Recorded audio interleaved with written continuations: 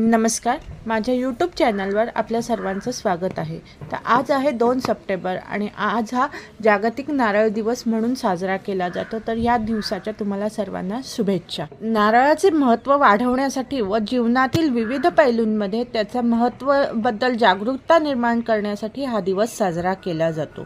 तर नारळ आणि मानवी डोके यांचा एकदम जवळचा संबंध आहे आणि प्राचीन काळापासून माणसाच्या जवळ नारळ आहे आणि नारळाचे कवच हे माणसाच्या डोक्यासारखे असते व नारळाचे पाणी हे मानवाच्या रक्ताच्या प्लाझ्मासारखे असते.